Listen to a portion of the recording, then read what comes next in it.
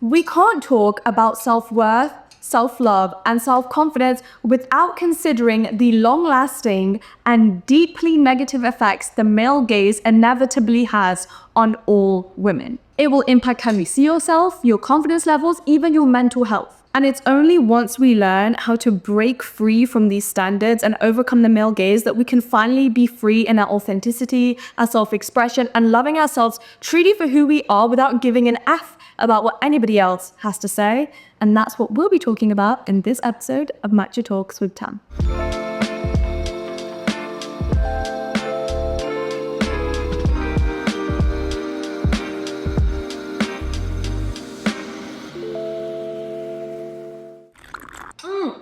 Hello everyone, and welcome back to yet another episode of Matcha Talks with Tam. I cannot wait to get into today's topic. It's so juicy, it's so deep, it's unlike anything else we've ever done before. And thanks to you guys, because you actually requested this topic quite a lot of times, and that just goes to show that I truly do read all of your comments. I'm always taking your feedback and your requests into consideration when I'm planning out one of my videos. So if you have a video idea that you've always wanted me to film, please comment it down below in the comment section right now. I literally just made myself my iced matcha and half of it's gone already. For my matcha, I actually always use the Genki powder, and I asked them to send me a discount code for you guys since this is my favorite matcha powder to use. So you can use the code GenkiTam10 to get money off your order of any of the Genki products on their website. And right before we get started with the video, I also want to give a big thank you to the paid partner of this video, which is BetterHelp. BetterHelp is an online therapy service that can help take your self-care to the next level so easily from the comfort of your own home. It's so normal to feel really easily overwhelmed at this time of the year because we feel so much pressure to make such drastic life changes to keep up with what everybody else is doing. But this is exactly where finding a therapist on BetterHelp can not only help you feel better about the situation and find a solution, but also guide you towards a better, more fulfilling and joyful mindset for the rest of 2025. You can have your therapy sessions on phone call, messaging, video call. It's literally all about whatever makes you feel comfortable and at ease. And all you have to do to get started is just go on the BetterHelp website, fill out a few quick questions on a questionnaire, which will assess your specific needs, and then you will get matched with a therapist that best suits your needs in most cases in 48 hours or less. With my therapist on BetterHelp, I got matched to her in literally 24 hours.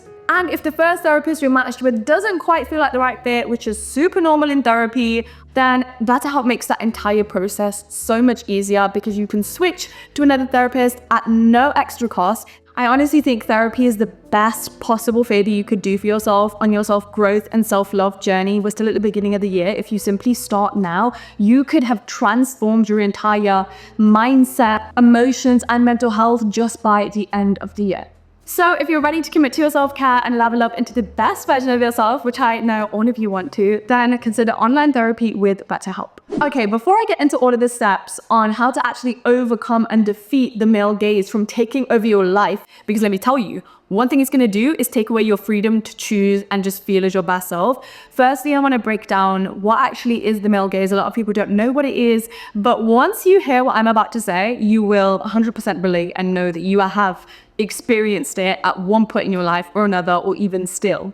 So the male gaze is all about when women are portrayed in the media, online, in a TV show, in a magazine, in a movie, and they are portrayed in a particular way that makes them desirable and attractive for the purpose of male attraction, rather than focusing on portraying them in a way that makes them real, normal, authentic people, women.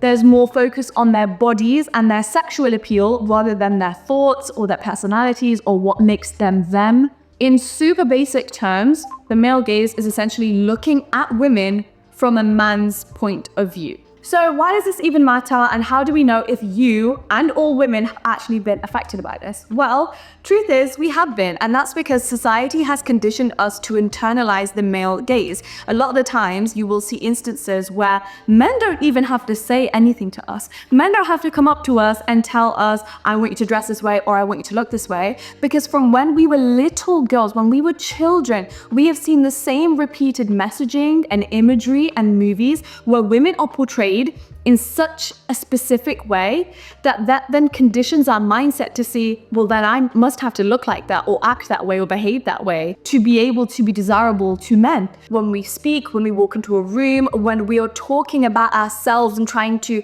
help people learn about us, we are catering our answers to what we think men will like about us, rather than just being our authentic free selves, not even double thinking about what we're gonna say, because we know the way that we are is perfectly fine as it is. To get really personal, I'll share a story that I can remember as one of my earliest experiences where I think I really started to be affected by the male gaze. I used to wear trousers as part of my school uniform every single day, and this was in high school, like I was a young teenager at this point. But one day, all of my trousers were in the wash, and literally the only thing I could find was a skirt as part of my school uniform. So I thought, I just wear a skirt. It was a very normal length. I was wearing it with tights.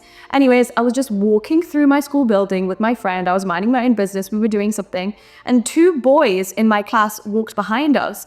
And for the very first time in my life, a boy came up to me and said, "Wow, you look really, really nice today."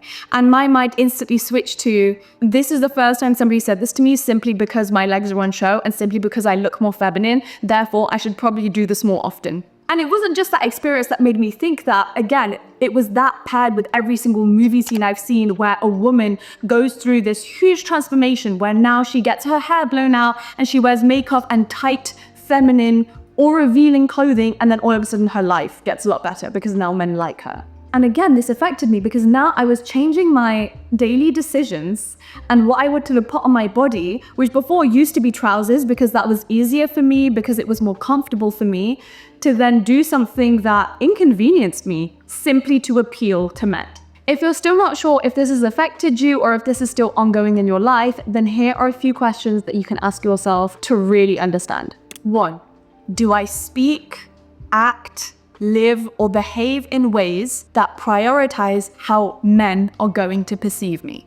2, do I feel better about myself and more worthy and valuable when men give me attention? 3, have I changed my behavior or my interests to seem more desirable and attractive to men? 4, would I still do this if men weren't going to be there? And 5, am I doing this for me, myself, my joy, my authenticity, or am I simply doing this for validation and approval? And I think this is such an important topic to talk about, which is especially why I wanted to do a Matcha Talks with Tam about it, because as we start to be affected by the male gaze, as we start to place more and more value on our appearance above anything else about ourselves, which might I just reiterate something I've said in so many other of my videos, which is your appearance is the least interesting thing about you. Your appearance isn't even going to last your entire life. You can change it at any given moment. And also what actually makes you unique and what actually allows you to connect with other people and create meaningful friendships and relationships is your soul, is your voice, is your mindset, your values, your morals, the way you think about things, your unique perception, your humor, your personality,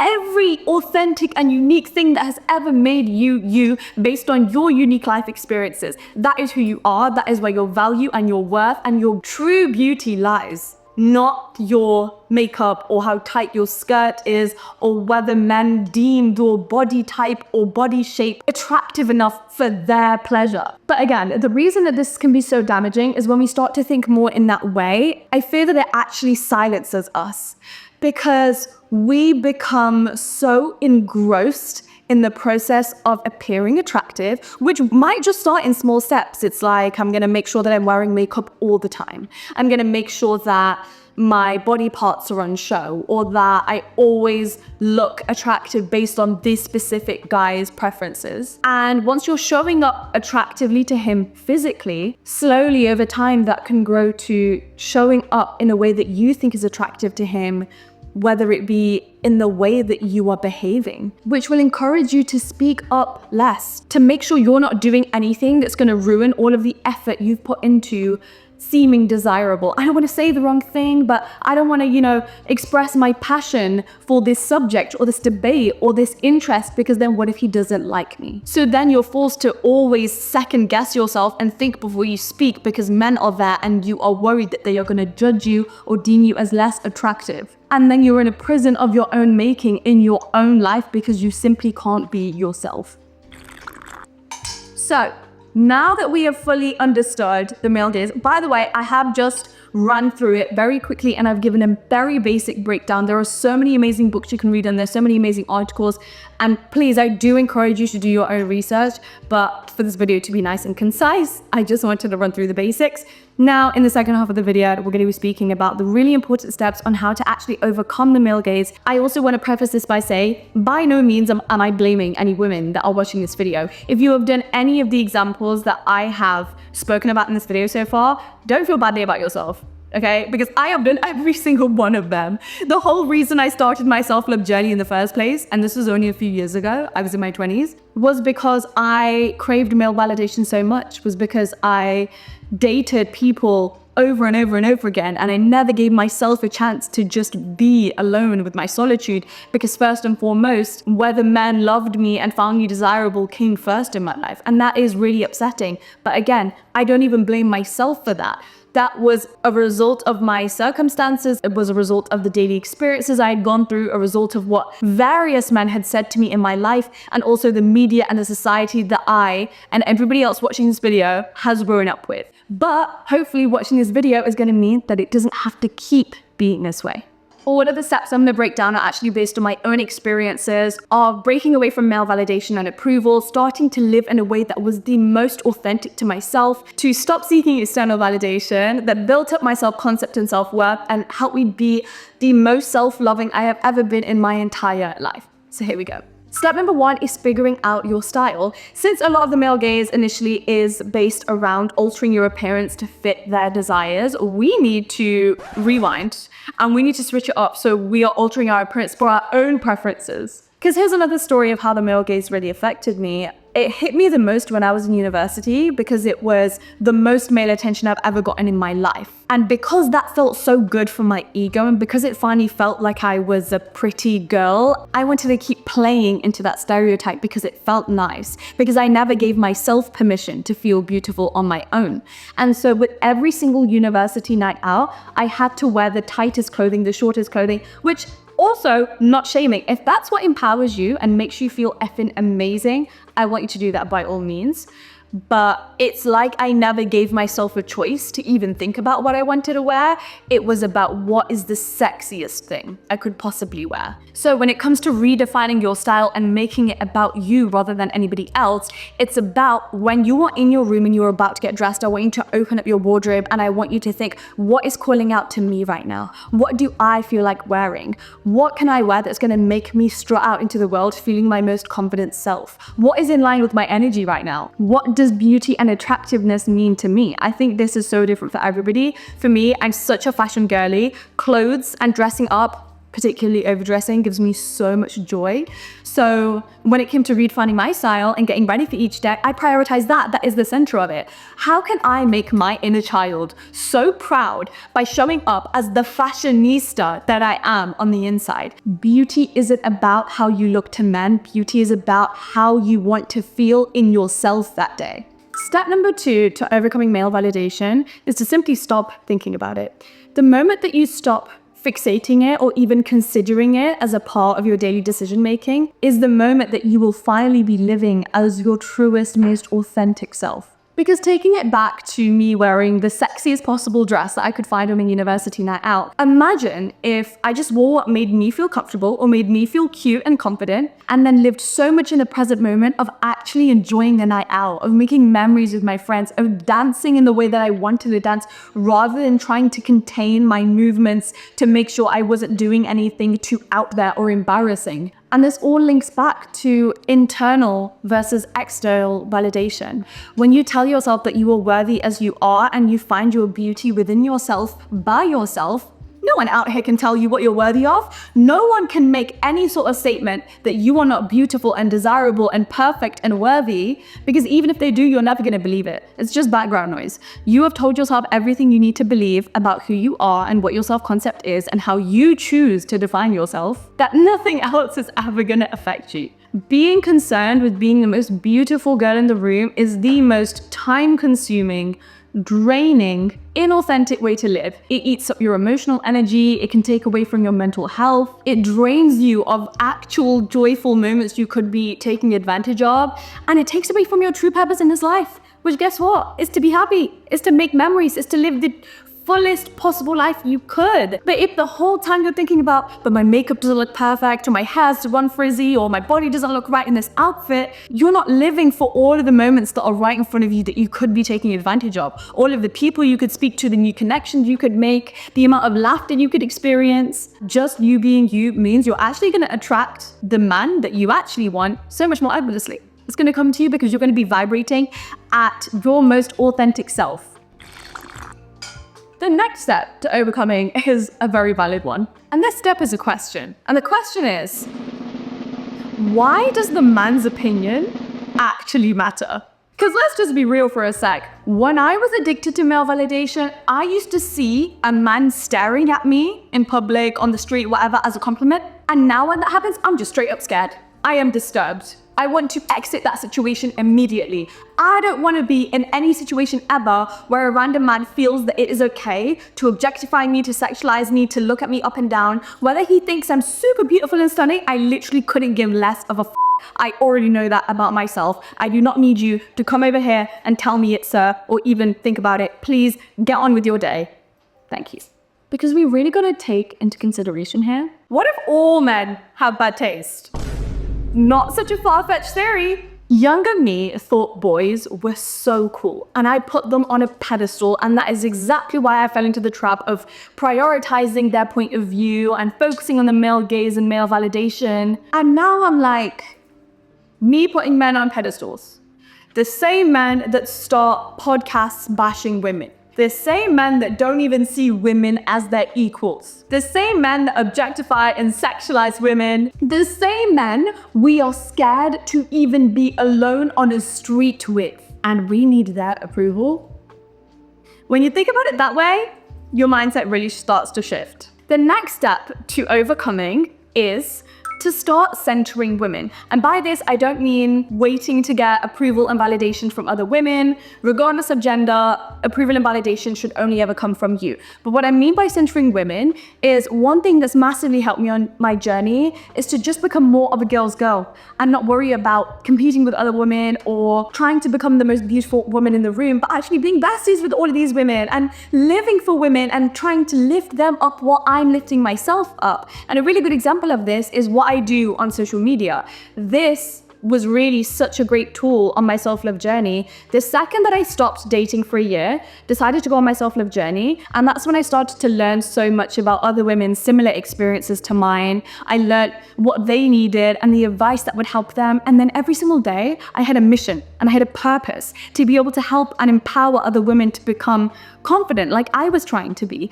And again, it serves as such a great distraction from the mindset that you've been stuck in for such a long time. Another really good example of this is, again, because I'm posting on social media and 99% of my following is women, it's really changed the kind of content that I post. I have had acne-prone skin for many, many years of my life. And many years ago, if I would take a selfie and I wanted to post it on Instagram, I would blur out any of the acne that you could very clearly see through my makeup because I thought it made me undesirable, unattractive. I thought I would be judged and it was just unacceptable.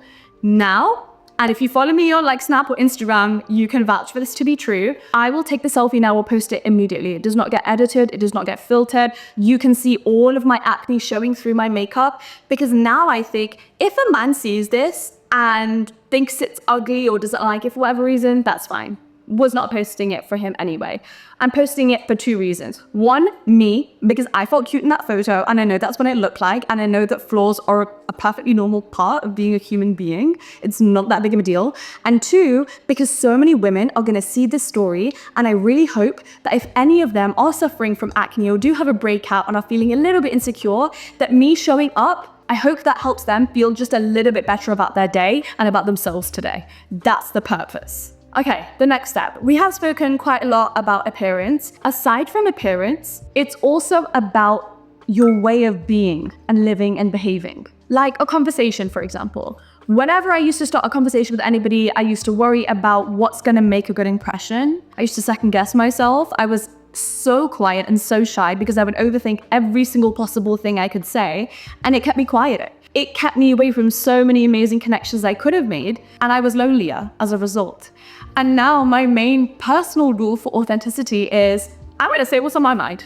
I'm not going to worry about, oh my God, I shouldn't say too much, or I shouldn't be the loudest, or what's going to make me seem cooler. No, I'm actually saving myself so much time, energy, and effort by just saying what I want to say and feeling the way I want to feel. And the people that vibe with it are clearly my people. And the people that don't, that's absolutely fine. Everybody likes different things. That is not going to define my worth. Because I don't want to spend my life worrying about what's going to make the correct, attractive conversation for somebody else's needs and pleasure. I want to focus on, do I even like the conversation I'm having? Is me starting this conversation going to give me fun and joy and help me be happy in whatever environment I'm in? That should be everybody's priority. Now, when I'm in conversations or meeting people, my favorite thing in the world is to ask deep questions. And a lot of the time there's such a stigma around that because people think you're being too intense. But I just do it. Because when people match my energy, it's the quickest way to know if somebody's actually for you. And I find it really empowering to do that when the current trend is stuff like be the mysterious girl. Again, I think there is so much of the male gaze concept embedded into little things like be the mysterious girl in the room. Because again, we're trying to cater towards other people's needs, and I'm just not here for that. If you are naturally really quiet and reserved, be the mysterious girl, because that clearly is authentic to you. But for my loud, yapper, fast-speaking girls like me, F that trend and please be yourself. The next step to overcoming the male gaze is to reduce the opportunity and the time that you would even have to think about the male gaze and about appealing to other people. Because to be honest, I am too busy to worry about what anybody else would ever have to say about me. I'm out here trying to live my dream life. I'm out here setting and achieving my goals. I'm out here time blocking my week so I'm showing up for myself in every single way I said I would. I'm out here keeping my promises to myself. I'm out here seeing my friends, making new friends, scheduling in a solo date every single week, making sure I'm growing in my relationship with my boyfriend, living in my dream city, in my dream apartment, and consistently leveling up. I'm not thinking about how I look right now to you. I'm mentally plotting the amazing dinner I'm gonna host with my friends this weekend. You see what I mean? It's like you're filling out your life with so many things to focus on and think about and look forward to, that worrying about what somebody else is thinking about you or perceiving you as isn't even the last thing on your mind. It's just simply not on your mind. And that leads me onto the last step of overcoming the male gaze, which is this isn't even about the men, this is about you. This is about the relationship you have with yourself, how confident you're going to teach yourself to be, the amount of self-love you pour into yourself and your life, which honestly is the easiest way, which is a hack even, to become immune to the male gaze for good. So a few ways to do this. One is to challenge beauty standards and make your own. For example, you don't need to have a super slim pixie nose that is only achieved by effing nose jobs. You're going to follow other people who have the same ethnic features that you might do. You're going to see that so many models have the same nose bridge or size that you do, and if they can perfectly own it, then so can you. Two is you are going to choose the identity that you want to embody and live as, and you are going to focus on creating that to the standard that you want it to be, rather than questioning what anybody else is ever going to think about. And I think a really easy way to do this is honestly go back to who you were when you were younger and who you always dreamed of being. And in that, I want you to discover your true passions and interests and pour so much time into it. An example of this is a few weeks ago, I started deeply studying astrology because I'm just so fascinated by it and I wanted to learn how to read birth charts and things like that. When I was a teenager, I never would have done something like that or even spoken about it, because boys tend to have this thing where they love to make fun of astrology. So I would have thought that it's like the wrong thing to do or it's a lame thing to do. But now I'm like, if my interest goes there, my time is going to be spent there. And this links me to my next step. I want you to focus on cultivating such a strong and powerful mindset that allows you to achieve anything you've ever put your mind to. I want you to read all of the books, listen to the podcast, study, put in the work to everything you want your life to be and everything you need to do to be able to get you there. I want you to focus on redefining what success actually means to you, what your personal growth journey is going to look like. You are going to have all of these things that are going to take up your time, and not only are they going to take up your time and give you something to do, but in the process of doing them, you are becoming a bigger, better, stronger, more powerful version of yourself. which is just gonna make your life more enjoyable and more amazing in the long run. And that brings us to the end of Matcha Talks, but not quite yet, because I thought we should end this with a few affirmations on this topic to just make sure that when you click off this video, you feel like your most confident self. My beauty is uniquely mine, and it shines best when I choose to redefine it for myself. I embrace my full complexity and depth and authenticity, and being seen superficially by others will never be able to diminish that. I give myself permission to exist outside of everyone's expectations. My voice matters and deserves to be heard regardless of how anyone perceives my appearance. And that brings us to the end of another Matcha Talks with Tam. I hope you guys enjoyed it. I love speaking on this topic so much. I hope it inspired you or taught you something. If it did, please comment down below and let me know your feedback. Let me know what you thought. Let me know if it's changed your mindset on something. Let me know if you're gonna take a different action in your life because of it. These are my favorite comments to read and they just keep me going. And if you like this video, make sure to subscribe and check out all of the links below in the description, because if you didn't know, I have a newsletter, a book, a journal. I upload every single day on all of my other social media platforms. So if you liked what you heard in this video, definitely check out everything else I do. And I will see you same time next week on Friday for a brand new video. I appreciate you. Bye.